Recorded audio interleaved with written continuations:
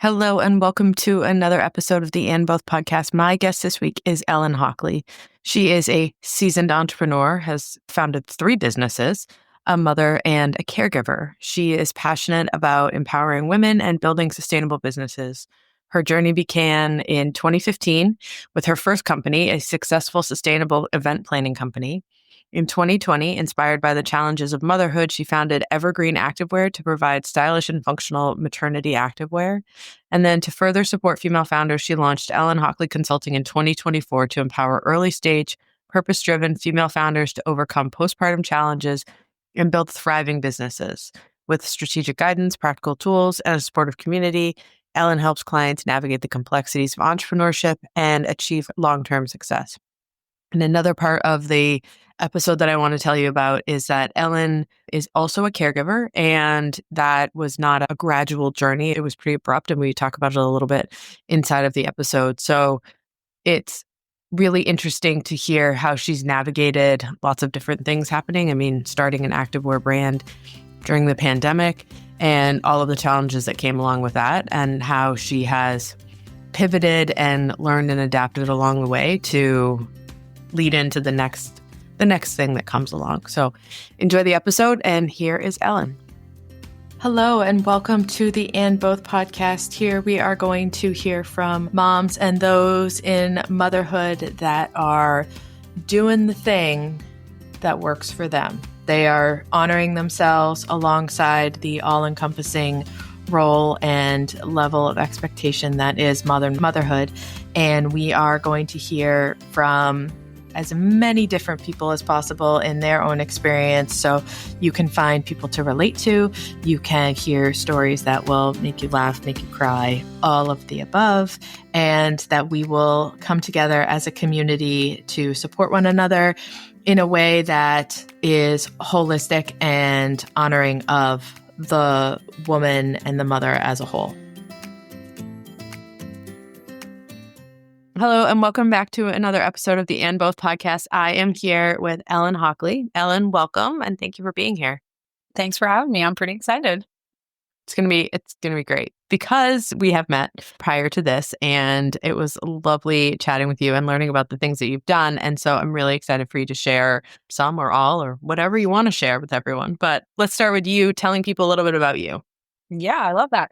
So I'm a lot of things. I'm a mom, I'm a founder, I'm a wife, I'm an athlete. I love to do everything and anything. But right now, mostly I'm working on trying to build a small business consulting firm and make sure that my tiny humans stay fed and sometimes clean. I also am a part-time caregiver for my spouse.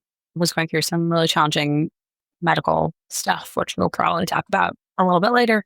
And so trying to sort of navigate what that looks like while also trying to stay a little bit sane has been a really interesting challenge over the last 9 months. Yeah. And I mean, all this stuff swirls in. So your kids are 19 months and 4.5. So 4.5. Not independent. Solid. By any means. There's a lot of diapers and laundry and just cleaning. My littlest one just started part-time school, which is adorable and wonderful, but they're learning so much that I'm like, oh, I didn't expect to need to wash your hands all the time now that you've learned to wash your hands. He walks past the sink and starts rubbing his hands together. I'm like, kid, we've done nothing. Like, you just woke up. We don't need to wash your hands yet. But I appreciate the commitment to what you got going on there. It's excellent. Commitment. That's awesome. So we connected because we connected through, and was it OGC, I think maybe? Yeah. Yeah. You have founded not 1, not 2, but 3 different companies. All are a little bit different, but all not so much different. Yep. Yeah. So I founded my first business about a decade ago, and I was an eco-friendly and sustainable event planner in the New York metro area, which honestly was amazing. The business I founded was the first of its kind in the area. The first year was really challenging. People thought I was insane for trying to start a business like that, especially in the event space and in New York. For anybody who's been to an event in New York, they like to go big. And it was really fun and really gratifying. And then I got pregnant and was preparing to take maternity leave. And then the pandemic hit. And we all know what happened to events in the pandemic. So I was like, oh, cool. I am pregnant and essentially unemployed. And now I don't know what I'm going to do with myself. So I started my second business because obviously other people just watch TV. I started another business. I can do this. And so I started a sustainable and eco-friendly maternity and postpartum activewear brand called Evergreen Activewear. And I really did it simultaneously with the birth of my son. I started working with a product and design team for our initial product run the week my son was born, because again, why not do it all at the same time? And then while I was working on building that business and raising my first tiny human, I sold my event planning business, which was really challenging, but also amazing. And I feel so grateful every day that I found somebody to carry on all that work that I did in a community that I built. And it's really fun. I'm still in touch with that team. We check in about once a year to see what they're doing and how they're growing. And that's been really awesome.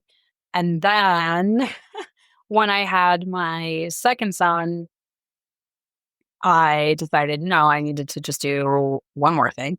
And so I started a small business consulting firm. And I work with small, predominantly female founded businesses, mostly moms, typically in the first 0 to 10 years postpartum, women who either had businesses and are trying to figure out how to make them work now for their family that they've had kids, or were in corporate and now want to start businesses so they can better manage and spend time with their kids and not have to trek into the city every day.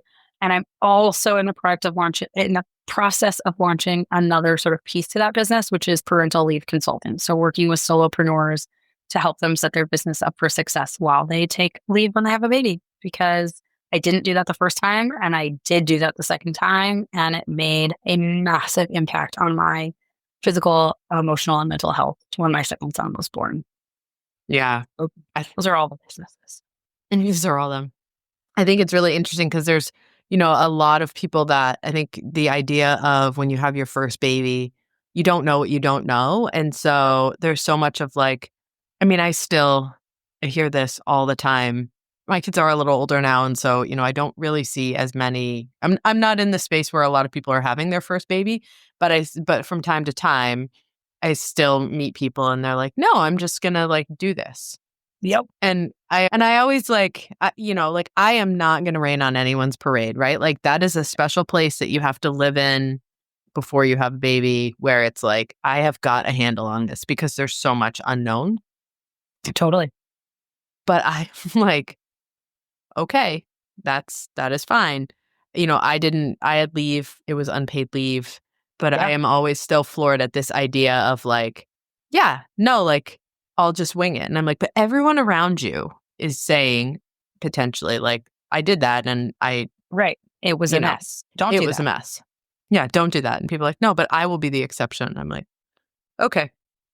Right. You do you, but I'm telling you that's a terrible idea. Like, I think it's also so interesting because one of the things that I find really challenging is that we live in a time where, we keep telling parents they can have it all. They can have a kid, they can have a career, they can travel, they can do this, they can do that. But then nobody has the support to do all those things. Some people do, but most people don't. And then parents end up really burned out. And, it sort of creates this really intense cycle. I mean, when my first one was born, it was the middle of the pandemic, early pandemic, July 2020. And I knew nothing about having a baby, but I had always expected that I would have like my village or my community rally around me. And here we were like in isolation. And so that was super challenging for me. And I ended up with pretty severe postpartum depression that took me a really long time to identify because I also didn't have a therapist at the time. And I didn't, my husband kept saying to me, like, something feels wrong. Like, I don't feel this is right. Like, I think you need some help. But I also was so deep in this hole that I couldn't imagine like going somewhere, trying to find a new therapist, like trying to figure out what my needs were at the time. Like my kid was the only thing.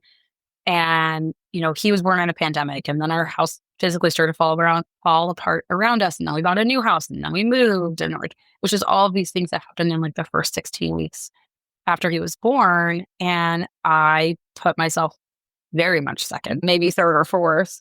Mhm. And, as I sort of look back on that time and space, for me, I don't want anybody to feel the things that I felt. Like, it's so hard and so challenging. And I wish that we lived in a space where we had better services for our parents after the birth of their children. And we had a mandated parental leave and that was paid. Taking an unpaid leave is so hard and can be such a strain on the family that a lot of parents say, like, I'm just going to go back after 6 weeks because we can't afford for me not to work. And that just keeps this really challenging cycle going. And so I find that like a lot of the work that I do with clients is like also helping them see like they don't have to do it all. There's no need to make everything happen at once. And they need to put themselves first because we can't fill from an empty cup. Yeah. And I think too, it's what's really interesting about the space that we're in right now. Like this week is the 5-year anniversary of lockdown. Wild. Uh-huh. And I'm thinking about this because I was on the other end of that spectrum or that, continuum. I was bringing home my last baby. And so, having the experience of like having a baby, like doing the mommy and me classes and like doing all of that stuff. And my youngest son's birthday was yesterday. And so Oh my God. I went Oh into the my hospital. God. Yep. He was born. 2 days later, there's a picture of all 6 of us on the couch in the hospital. We left. My 2 older kids went to school the next day. They got sent home with these blizzard bags for this storm that was coming. And then we were out of Holy school. moly. I So can't it's, even imagine. yeah. But and I think like what I think is amazing now is like people that had their first baby in the pandemic where, you lead up to all of this and you're like, these are the things I'm going to do, the mommy and me and the classes and the, Mhm. I'm going to go to a coffee shop and I'm going to meet other moms. I'm going to walk down the street. I'm going to do all of that. Now, like I'm not going to be you afraid to go to the guys, doctor's office with my. yeah, no, it's like, it's still like, I look back on these pictures and I'm like, oh my God, holy. And my youngest 2 are the same age now as my oldest 2 were when the pandemic started.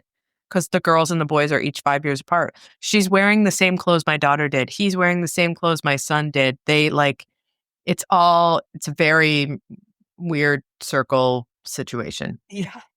But I think about this because I feel like the conversations that started in the pandemic of like moms saying like, this is not sustainable. Like, this is not what we need to be doing. This is not okay. Like, we're all gathering in the park and we're screaming into the wind.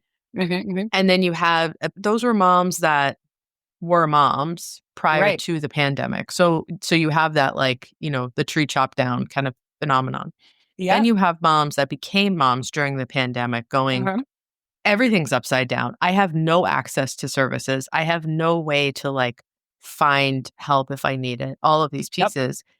And then now, coming out of that space, however long, like I'd love to know the official end date on the pandemic, sarcastically by a mile. But now, now you've got the impact of like, Mhm. this is how it's different for me. And even like Yeah. having a 19-month-old, like the experience with her versus the experience with your son. Right. It's just it's such a weird, like mind-bending situation. It's also so funny too because when my first was born, so my mom tells the story of when I was born, and I was a ginormous baby. I was 10 pounds, 3 ounces. Amazing. And I was her first, and vaginal delivery, like whatever, all these things. And this is back in the 80s where there were no rules in the hospitals. And everybody came by. She basically had just like a revolving door of visitors. And after about the first 24 hours, her doctor came in to check on her and she was like, I'm so tired. And he was like, well, you just had a baby. And she's like, but people don't leave me alone. I just want to sleep. And he's like, well, tell them you can't have visitors. And she was like, how do I do that? She was also 25. And he was like, well, I'm going to put a sign on your door that says the doctor says she can't have visitors or something to that effect. Mhm. And it's so funny because it was this whole sort of like mind bending, like, oh, I can say no to these people. Like, I can set these boundaries. I don't need to see every member of my family in the first 24 hours after my first child's birth. But it also really instilled in me sort of this, for me, this idea of like creating boundaries around like who I want to see after my kid is born. Now, because my son was born in the pandemic, we weren't allowed visitors. Like my husband, we didn't even know if my husband was going to be at the hospital when he was born. And so my in-laws, like, it was a big deal. They're like, don't we want to come see the baby? I was like, well, that's too bad. You can't come see the baby. Like, you literally are not allowed inside the hospital. And so when my second son was born, I was like, oh, sorry, they still have restrictions. You can't come to the hospital. And my sister-in-law was like, are you sure? And I was like, 100%. Yeah, they don't allow visitors anymore in the hospitals in the maternity ward. And she Mhm. doesn't have kids. She doesn't know any better. She was like, oh, okay. I mean, I guess I'll just come by the house. And I was like, I think we're going to need some time, actually. Like, you could come by in 4 days. Yeah. I I'm mean, like, I think it's lovely. but it was such a funny thing because, like, nobody really questioned it. They were just like, oh, are you sure? Like, in the interim between when my first was born and when my second was born, like, my father-in-law was in the hospital for something. My dad was in the hospital, and we had all these visitors. But I was like, "Oh no, sorry, no visitors." I mean, again, like there's no silver lining in the pandemic, and I hate that phrase, but like there's a lot of learning that So much. happened when I went back just like to see my midwife for like the annual checkup. I asked her, I said like, are things like happening, this was years later, like are things kind of back to normal now that this is over? And she was like, yeah, but same phenomenon, right? Like people have less people coming through. And, in the beginning when it was like nobody is Right. hard. But when they had some people, or they could say like, oh, you have this block of time, the moms did better. Like Yeah, I'm sure. they slept. They were able to heal. They were able to Mhm. have that Bond with quiet their time. babies, Yeah. like have a real meal. When my second was born, I remember we actually had a really funny experience because so when my first was born, they just were like essentially kicking you out of the hospital. Like if you were fine to go home, like you went home. My doctor came in like, I don't know, 18 hours after my son was born and was like, you look great. Do you want to stay another night? And I was like, absolutely not. She's like, okay, great. We'll work on your discharge papers. And then she got called into a delivery. So it was like another 10 hours before I got discharged, but like I didn't have to stay a second night. When my second was born, this the doctor came in first thing in the morning and he was like, do you want to stay another day? And I was like, nope, I'm ready to go home. And he's like, okay, great. Like once the baby's been released, then you can go home. And I was like, oh, he hasn't been released yet. And my doctor was like, no, you have to wait for, I don't know, whatever it was. And he was like, the delay was Testing. And I was like, what are you talking about? And he's like, yeah, like that doesn't happen until, I don't know, it's like 26 hours after birth. I'm not a doctor. I don't remember exactly. And I was like, what are you talking about? Because they hadn't done it for my first, because they just wanted us out of the hospital. And so my husband and I are like, what do you mean we can't leave? Like, I'm ready to go home. He looks great. Doctor said he's fine. And they're like, oh, no, sorry, you can't leave. And it ended up being like kind of a thing because my husband's like, I don't understand. We didn't have this problem last time. Like, why is this a problem this time? And the doctors and nurses were like, I don't know. When was your first born? And we were like, July of 2020. And they just started shrugging. And they're like, oh, yeah, that's why. Yeah. They're like, if you look fine. And two, like how many of those screening things it all went out the window, right? It was like, go in building if you want to have baby Right. leave building. Good drive-through. Literally. Very, very scary drive-through. Yeah, terrifying. Yeah, I had to have a COVID test, I remember. But they didn't test my husband. And he which I got thought to was go in weird. there with you? That's good. And I had a doula. She was great. Yeah. I'm really glad.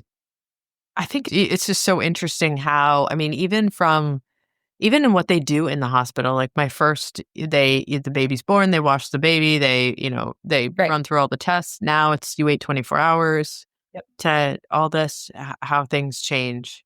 I never even let them bathe the baby in the hospital. You just brought her home? I brought Oh, both yeah, of them home. Yeah, I just brought them both home and they We're dirty. I mean, they're fresh. They're not dirty. They're Dirty. fresh. Right. Right. I love the like little pinkness. They're so sweet. Yeah. They and They're so, then so sweet.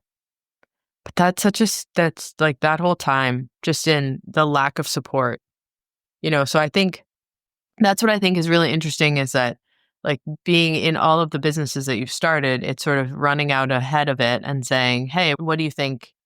What do I think is going to be the next thing that's coming around? Like what makes sense to do?" Like, Yeah.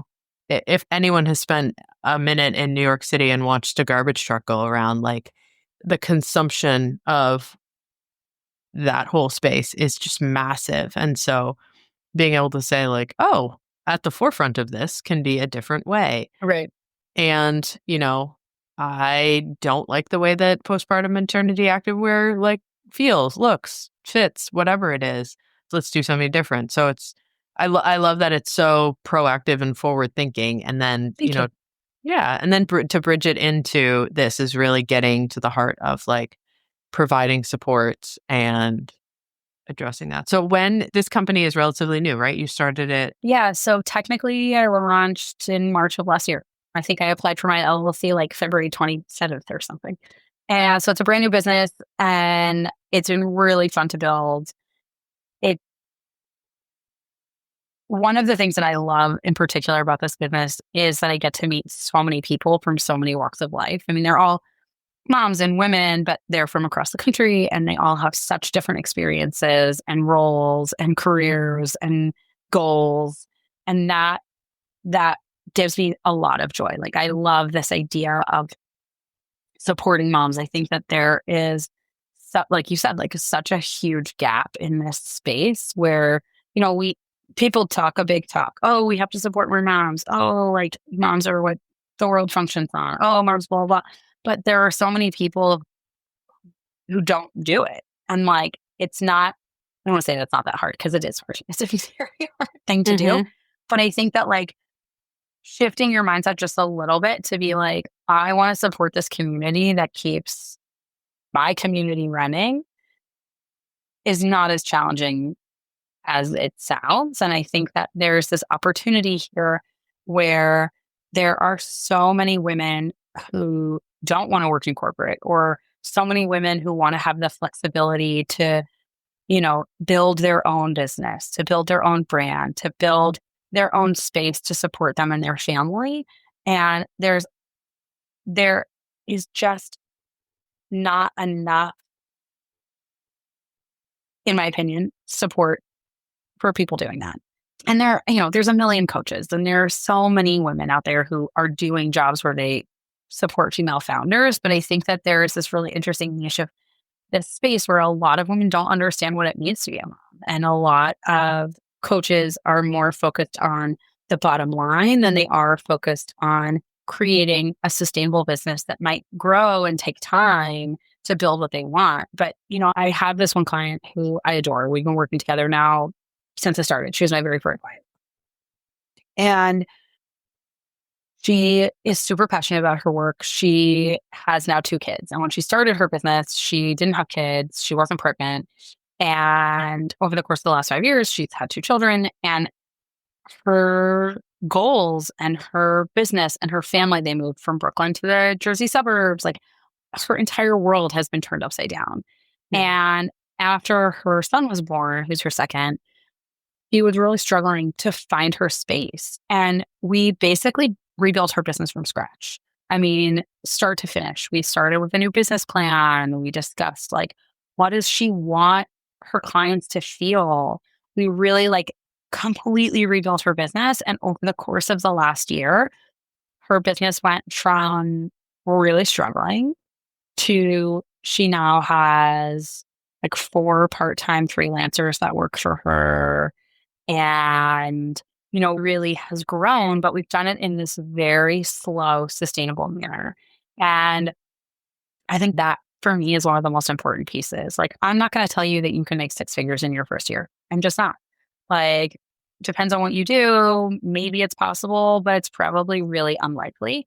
And if you're working with somebody who's like, oh yeah, we're going to replace your income in 6 months, like they're probably lying. And it sounds like I sound kind of like an asshole when I say that, but like, it's if you're starting from scratch, if you have no business right now and you say to me, like, by the end of the year, I want to have six figures, I'm going to say it's really unlikely. Like, and I am very open and honest with my clients. And I think that's something that helps because I think that moms get lied to a lot, like Mhm. at the doctors, at that, there's just so many spaces where I feel like women are taken advantage of. And I want to be as open and honest and forthright with my clients as possible because I think that, like, without that support, they're just set up for failure. I think, that is something that you cannot say over and over again enough because when you look at moms and you look at the pressure and the expectation Hmm. and on one end and you look at the drive and determination on the other end is that if you're someone who's trying to make some money and Right. do it in a way that's not necessarily the most ethical or straightforward or whatever, it's a really prime area because Mm. you have these people who will run through a wall if it means that they are doing the thing that's going to Yep. help out their family or Yep. they're doing the thing that's going to help them. It's doing the thing that's going to set things up. And you're capitalizing on that by making promises of, you know, massive income or, Yeah. overnight success or whatever, and preying on the fact that these people are trying to do the best that they possibly can. Totally. I mean, and I mean, how many people how many people have you seen come across a feed for some social media where it's like, buy this program and it's a couple $1,000 and we're Oh. going to change your life or you create this course or you do whatever and you're like, Yep. no, it's just not. But that they're going to sell. They're going to continue to sell that. And so I really Mhm. love the honesty first approach and the having the realistic component to it because you don't figure it out you're being lied to until after, right? It's Right. yeah. And you've just spent how much money doing something that you think is going to be a really solid investment for your family. And then it's not. Hmm. And that's also really disheartening. And, I've over the years have participated in like all sorts of masterminds and accelerators and yada. And I think I always learn something, whether or Hmm. not what I learn is what I had hoped when I went into it. You know, who knows? But I think that, like, people are constantly going to try and convince you that, if you don't invest this $10,000, if you don't invest this $20,000, if you don't, whatever, you're never going to grow. And I think it makes me really sad because there are definitely situations in which, like, maybe you need to work with a high ticket coach to help you get to the next level, but like, you got to make some money first. Like, Hmm. you can't just say, okay, I'm going to start this business. I'm going to spend $20,000. It's not like you're going back to school to get a degree. And in that situation, it's funny. I've been looking at some sort of like continuing education programs. I'm like, okay, what can I afford every quarter? How does this make sense for me? Does this make sense for me? In particular, I probably shouldn't admit this, but I am terrible at Excel and really need to take an Excel course. And every time I pull one up, it just seems so daunting. I haven't signed up for one yet. And at some point, I'll need to do it. But I also think that there are so many ways in which you could invest in courses, i.e., an Excel course or a Canva course or other courses that are going to teach you how to use the systems that you need without you spending tens of thousands of dollars when you don't even understand, like, what it is that you're doing or why you're building it or how to build it. Hmm. My dad and I have actually been working on a course, which we might launch and we might not, but an in-person course in our town about how to build a small business. And, we're charging like $200 for it. It's mostly volunteer time. And the idea is that we see a lot of small businesses that really struggle, but that also can't afford these big high ticket Yeah. things. And this way, like, it supports our community. We were working on it in conjunction with this nonprofit collaborative space in our town, in his town technically. And so we built out this whole course. My husband got sick, so we haven't actually launched it. But it's been actually really fun for me too, to take a step back as we build this course and be like, oh, do I have all of these systems in place? Mm-hmm. What am I missing? How can I invest in my time and energy into my business this way? I love that. Yeah. I mean, it's just continuous inventory Yeah. of like, where am I going and how am I getting there? You said something else in there. It was about, just this notion that like figuring out where you're going and what you're doing. I think that, people that I know that have started businesses who determine that they want to be self-employed. Like, Mhm. but that's it, right? So they're like, I want to work for myself. Right. And you're like, step one, check. What is step two? Like, what do you envision that being? And they're like, well, I'll just figure it out. Right. Well, that's what we're doing right now. What are we figuring out? Yeah. And I'm like, I think we've got to, we really don't bury the lead on this one. Like, you Right. really got to kind of have an idea of the direction you want to go. And I think that is a unique vulnerability that gets preyed Yes, on, because people are like, do you for want the sure. time freedom and the financial freedom and the Cancun vacation and all of this Right. stuff? And then you sign up for these courses or you sign up for these programs and they're like, we're going to help you. And you go through the whole thing and everything sounds really great. Mm-hmm. But at the end of it, do you have a business, or do you just have a really good feeling about the life that you want, that you envision? Like, do Right. you have a really good vision board, or do you have a plan to get to the end of said Right. vision board? Right. Well, it's also interesting too. Like, one of the conversations that I consistently have with clients. So I'm probably not a great coach or consultant because I have talked to many folks out of starting business. Also important, that I think that actually gives you the gold star as far as this goes. But I guess when I say not good at it, I mean, like, people are like, well, but that then you lost a client. And you're like, yeah, but I also don't want to work with somebody who like doesn't actually understand what it is that they need to do.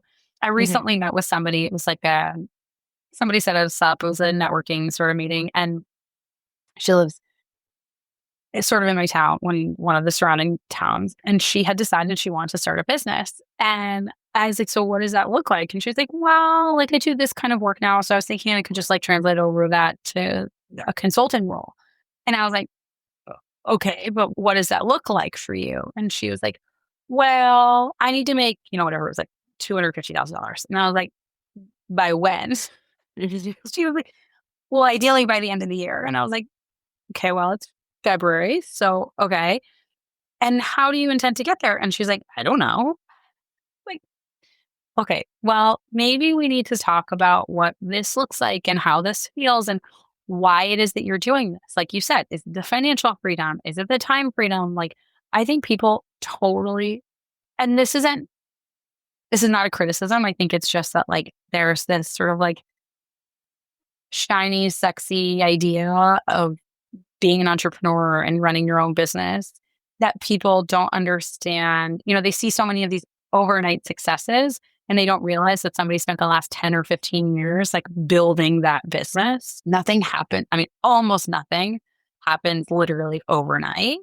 And I think there's a misconception there that if you work for yourself, you don't have to work that hard. Like, I work way harder than if I worked for somebody else, than if somebody paid me an income every month, that it was a guaranteed number, that I knew that I would have health insurance and PTO and childcare and, transportation compensation. I don't get any of that. And I have chosen this hard life of being an entrepreneur. And some months I make money and some months I don't make money. And it's been that way for the last decade. And honestly, I haven't really made any money in the last 5 years because my apparel business has really struggled. And which is part of the reason I started the consulting business. Because I was like, okay, I actually have to start financially contributing to my family. Now that I'm done having babies, I'm like, okay, I'm out of leave spaces. The pandemic's Yeah. kind of done. It's time to like contribute. My husband's always like, you do contribute. You like run our entire household. I'm like, I know, but I want to like also financially contribute. But I think that, one of the challenges I see is this major misconception around like, oh, you're an entrepreneur. That's so exciting. Do you love working for yourself and having so much flexibility? And I'm like, yeah, I mean, when my husband got sick in September, it was great. I basically took 4 months off, but it also means I didn't make any money from September to January. So like, there's this challenge there that one of the things that I try really hard to do is be super, super transparent with my clients. Like, Mhm. run through the financial piece, like have them really understand. I met with a client a couple weeks ago who wanted to quit her full-time job. And I said, what you're doing is really cool, but do you know how much money you need? And she looked at me and she said, what do you mean? And I was like, okay, well, if you're going to quit a job where you have a stable income every month and, you and your spouse split XYZ, do you know exactly how many dollars you need in order for your family to survive? And she's a mom with 3 kids, they're all in school, they all have activities, they own a home, so that's expensive. They have cars. And she just looks at me and was like, I have no idea. And I was like, okay, well, before I think we sit down and start working together, you and your partner need to sit down together and do a budget and understand, like run through your expenses and understand like how much of your income is used every month or annually so that you know what you need to come up with as you build this business. And she was like, oh, I guess I'm not ready. I was like, that's fine. Like, I'm not Yeah. telling you you have to be ready today. I'm just telling you that if you're thinking about this, these are things that you need to think about. Like, it's not just like, oh, I have this really cool idea. It's also like, what is it going to cost me to run? What is it going to cost me to build? How long is it going to take me to make some money? What's my overhead going to be? And those are like the big overarching things before I even start working with clients on like a business plan. Yeah. Yeah, it's that Lori Greiner quote, the entrepreneurship is working 80 hours a week, so you don't have to work 40 hours. Yep. I mean, Yes. and I That's will, the one. yeah, and I will always, forever connect entrepreneurship and motherhood because it's for exactly the reasons that you just said, right? It's like, how is it? It's got to be magical. And meanwhile, you're like, someone's chewing on me at 2 o'clock in the morning. Someone's thrown up on me. My washing machine just died because it just up and quit because You're I, like, poured I another washed basket. too many loads Too of many laundry things. after 4 sick kids. Yeah. And that's like, I mean, that is to me is there is no straighter line, right? Correct. You jump in the deep end. Mm-hmm. You have no idea what you're doing. You Yep. can read all the books. You can take all the courses. You can take all the classes. But when, everything hits the fan, Mm-hmm. you're standing there going, all right, I got to figure out how to do this. Yep. And that You got a is crying baby in one arm and Mhm. like a Right. dog leash in the other. And you're like, Mm. I guess we'll figure it out. Right? And entrepreneurship is it's not a crying baby. It's an email inbox that's overflowing, or it's a platform that you can't figure out how to configure with another Right. platform. Right. A It's product like, launch that tanked. It's a yeah. prototype you've been working on for 9 months that still doesn't fit right. And you can't figure out why the designers aren't getting it. And and again, truer to motherhood more than anything is you're standing there going, I know this is not it. Yep. This is not it. I'm telling everybody this is not it. And everyone keeps telling me, oh my gosh, it's so great. And like, again, why did moms all get together collectively and scream in fields during the pandemic? It's This is that why. like I hear things, I say things, this exchange happens with Yeah. other human beings. But then, then you layer in all the pieces of the people who are Uh-huh. like, I went into the hospital and I had a baby and like, you know, it wasn't It really was that magic. bad. And I didn't have any drugs. And then I went home and like, I'm wearing my pre-pregnancy clothes. And you're Yes. like, I hate this. I mean, I shouldn't say that out loud. you can say whatever you want. Because quite honestly, like how many, and it's like all that stuff, it gets ruined, right? Like you see a movie and like the Ugh. actress in the movie is pretending to be pregnant and then they put their clothes on after. And you're like, Doesn't work that no, way. you're not sweating. You're just not No. just sweating. There's no milk leaking from everywhere. There's no blood. Like, There's no all of these reasons why this ads for like postpartum products got banned from the Super Bowl because oh my God, right? it was True, real. actually true. And I don't know a And single mom who didn't see that commercial and go, yeah, no, that's about it yeah, right that there. tracks. Yeah. I get it. After my first was born, I couldn't even walk up the stairs. No. And it was really intense. No, not a C-section, just like Yeah. a lot of swelling, and it was really awful. And And then my second was born, and that was unmedicated, sort of by choice, sort of not. And it was funny because that was actually like, I mean, maybe because it was number two, but that was like a much, much easier recovery. But he was a pound and a half bigger than my first.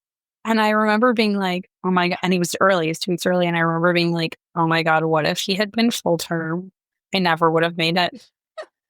But it's Right. like, your friends who having a kid, they come over and you're like leaking milk and you're like, could I have like 2 weeks to like Yeah. make myself feel sort of like a human before I have to do this again? But I feel that too about business when people are like, can I see what you're working on? Can I see what you're working on? And you're like, no. Mm-hmm. Or you're like, I'm going to build this in public, because I have struggled with this for sure on my end. It's like, I'm going to build in public. And you're like, all right. Sometimes I don't have a damn thing to tell people about. But people like, that's the idea, right? Like people want to consume your product development. So they're like, what are you doing today? And I'm like, this isn't the zoo. All right. Like I am trying to do other things alongside like living life. And people like, they show up like in front of the glass and they're like, go ahead, entrepreneur. Tell me what you're working on. I know. It's so funny. Like same thing I got stuck in for the last 3 weeks is trying to figure out how to get this platform to talk to this platform and piecing I've been it all working together. on, this is like the silliest things. I've been working on, I should not be reinventing the wheel. Let's put it that way. I have started a women's small business group in my town. And when I started it a year ago, there were 4 of us. And when I sent an email out to the community last week, there were 50 of us, which is amazing. That said, because we've grown and all of our meetings are hosted, like different women in the community host a meeting in their home. We meet once a month. We being me and one other woman who were like sort of the founders, I don't know, started the group, have decided that we need to start requesting RSVPs for a number of reasons, but one of which is like most people don't have space to host 50 people in their house for a meetup group. And so for the first time ever this month, I set up an RSVP. And I have had the hardest time with that process because I'm sure that there's a system out there that works better than what I honestly just did it in type form because I like wanted to have survey questions. But I like feel as though there must be something out there that does what I am looking for. But I want you to be able to like put your name and email in, RSVP, yes or no. If you RSVP yes, then you get, bumped up, like, in the surveys, you can do the logic. So like, then you get bumped down to these questions. And then at the end, you get the address. And if you say no, then you get a couple of additional questions and then you're just done. Great. It worked fine in type form, but there's no way to send like a follow-up email unless I do that as like a separate thing. I just feel like I want this all to be like, can't I do it in my Squarespace? There's got to be a system out there that does it because I don't want to use like an Eventbrite. It's not big enough for like an Eventbrite or any of that stuff. And people hate Eventbrite. Like they have to order it in. It's such a mess. Yeah. And I just like, why doesn't this exist? And if it does, how come nobody else knows about it? Here's your 5th business now? Yeah, probably. You just got to bounce through all the mediums, right? Like you haven't done tech yet. So I have not done tech. And my husband and I recently bought an Airbnb and that's also a business. So we bought a home and I've turned it into an Airbnb. So that's a business. So currently, I currently have 3 businesses because Evergreen still exists. I'm hoping to sell it. And then my consulting business and the Airbnb. Oh my gosh. It's like a revolving door. And then you said, you've been a caregiver for the last 9 months. Yes. And so, we live just outside New York City, but we're in New York City today for some doctor's appointments this afternoon for my husband. Yeah. So that's been a major shift in for everything. Identity, lifestyle, time constraints, my relationship with my children, based on the time that I have to give them, based on the time that I also am giving my husband. I didn't ever expect it in my 30s to be caring for a spouse. Yeah. Which is, it's an interesting thing because I think that, and this is some of the stuff we spoke about when we met last time, was I think that they're similar to this sort of like mom space, I think that there is a major lack of accessible resources for caregivers, especially caregivers on the younger side. A lot of the resources that I have found are geared towards children caring for parents or, spouses caring for parents, caring for spouses, but, people who are older who don't have children at home, who, have different sort of resources. And one of the challenges that I am finding the hardest, aside from like finding the resources I need, is also figuring out how to manage and balance like my time while giving my kids the time that they need, while also like, you know, physically needing to be in spaces with my husband.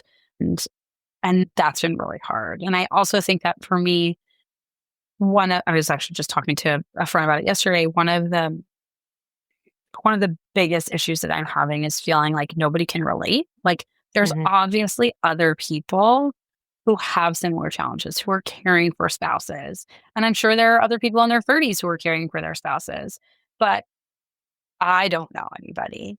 And,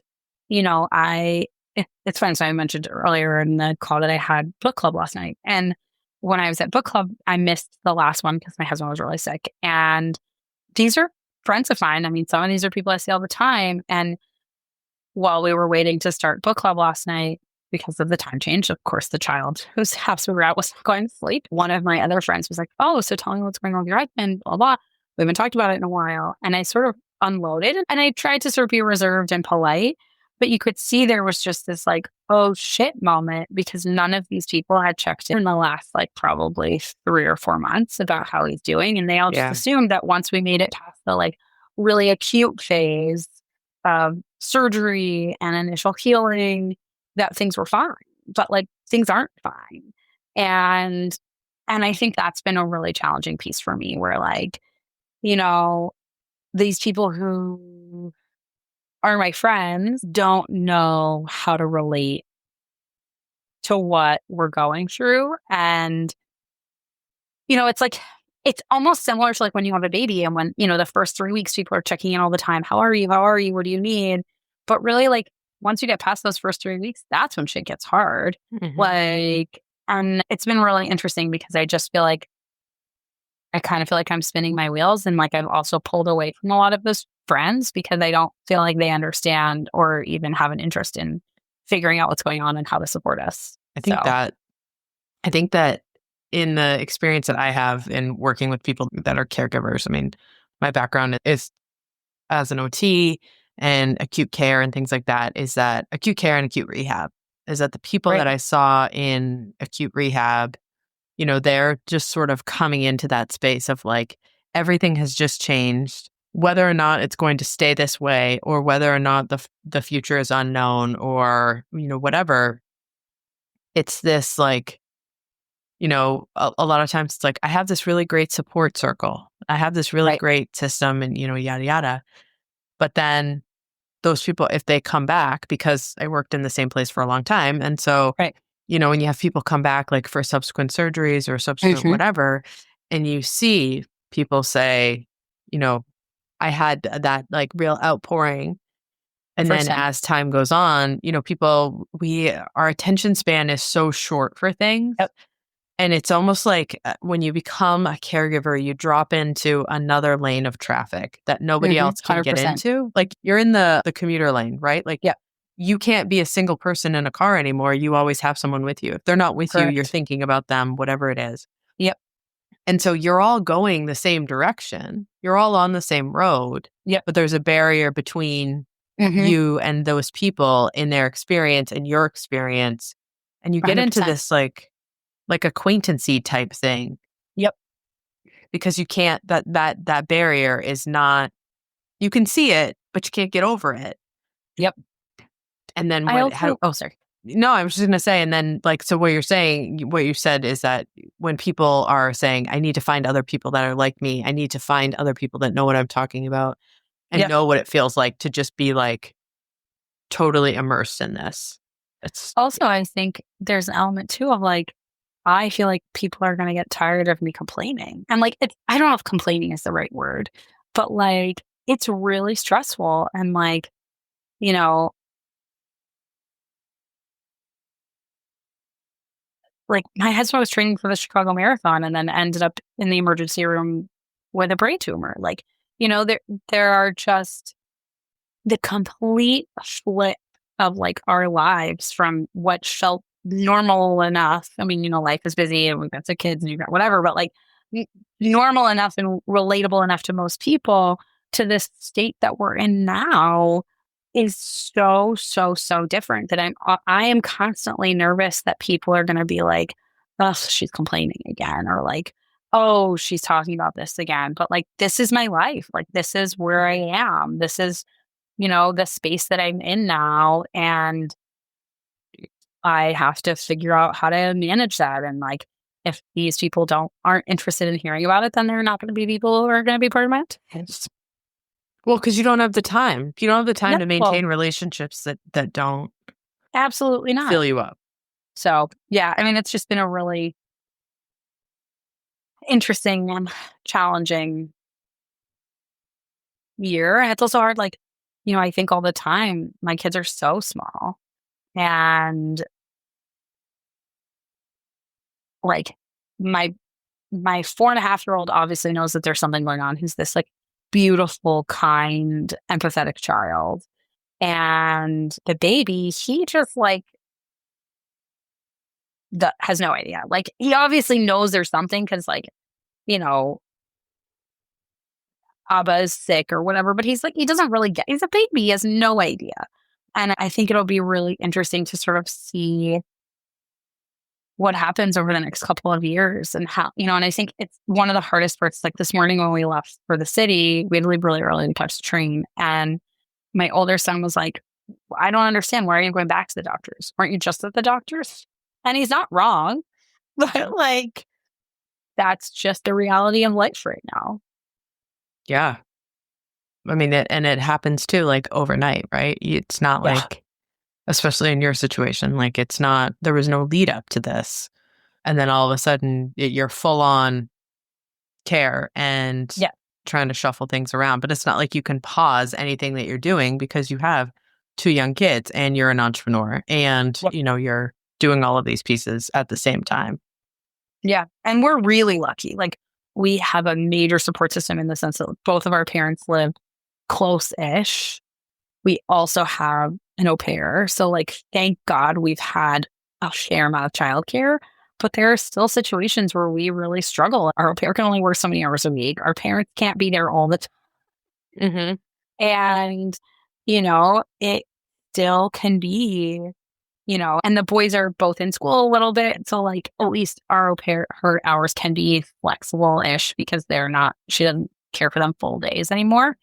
Yeah. But like, it's still just like, okay, well, the dog still has to get walked and like somebody has to go grocery shopping.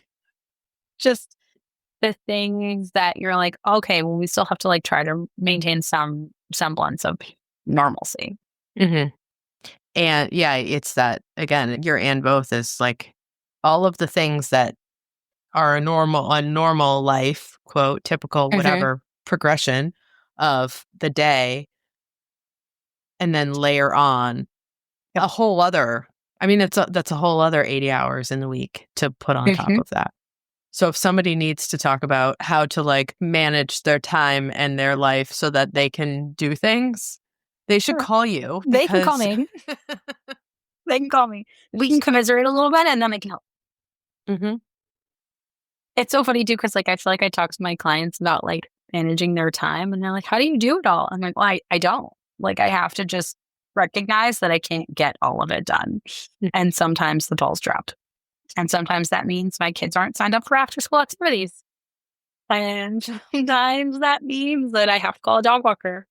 And sometimes that means that I don't get to go for my workout.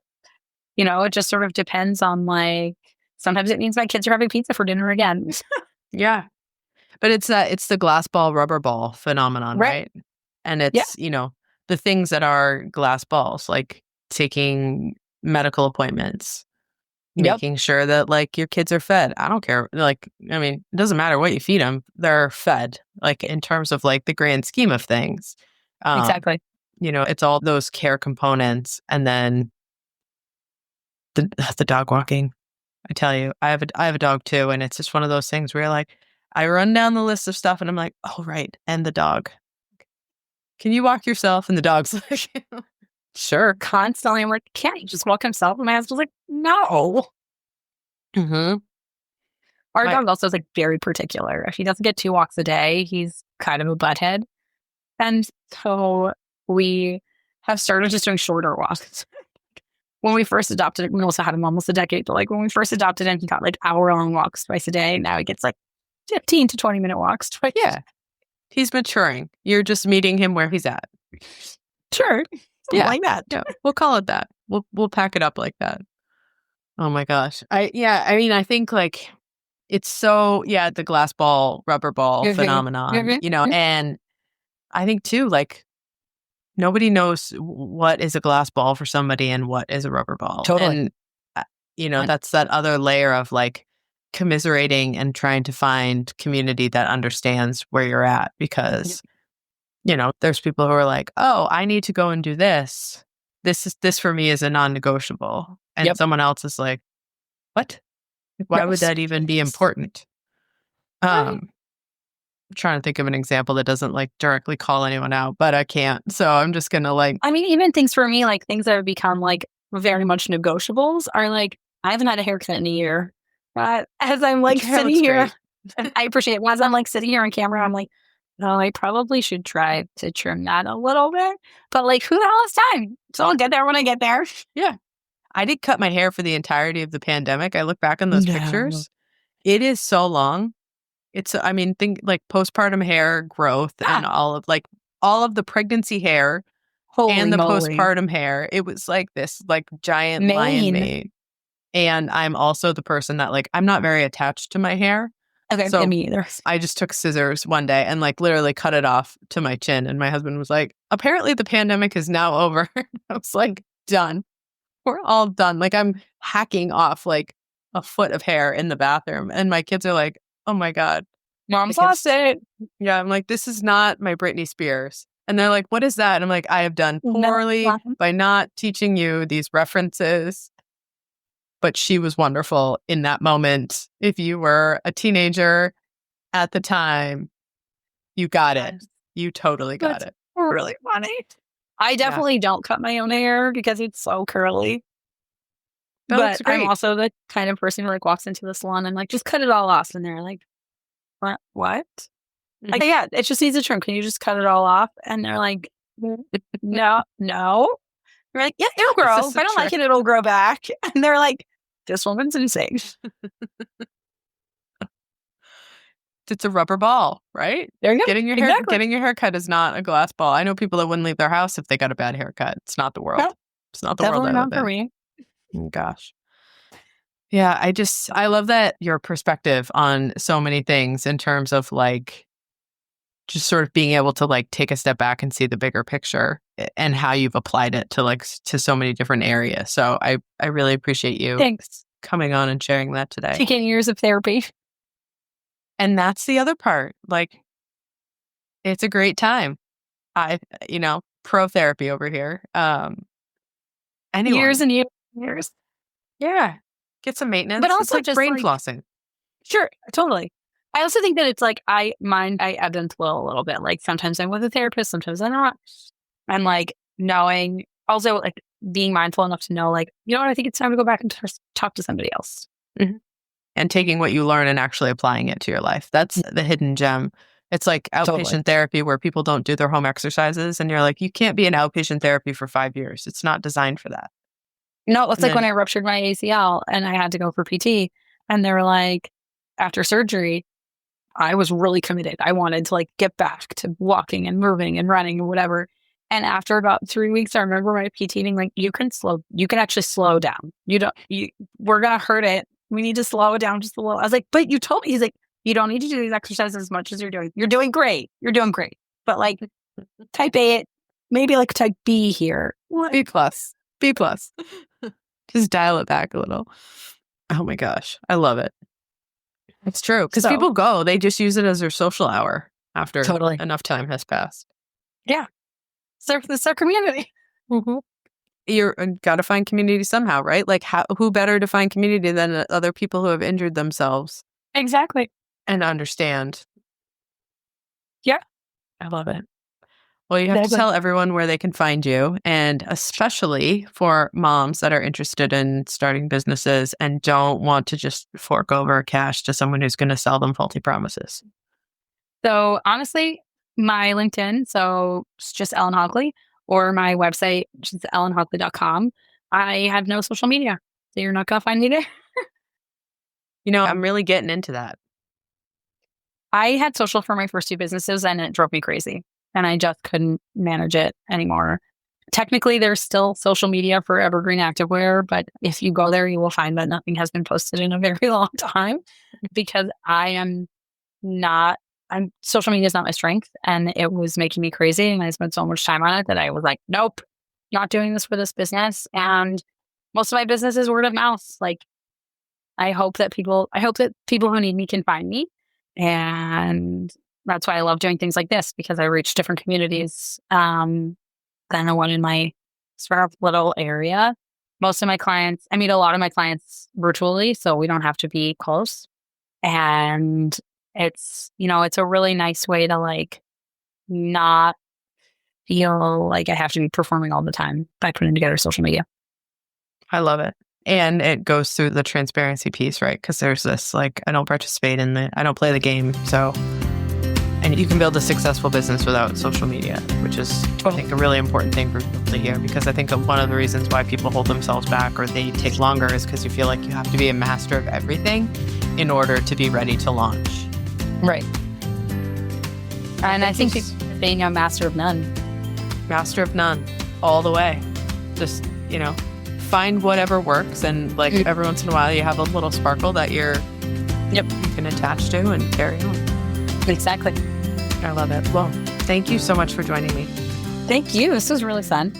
Yeah, and I'll add your links, put it up with the episode, and people can reach out to you from there. Yeah. Well, thank you for having me. This was really fun, and I hope we can chat again soon. Yeah. Oh my gosh, you have to come back.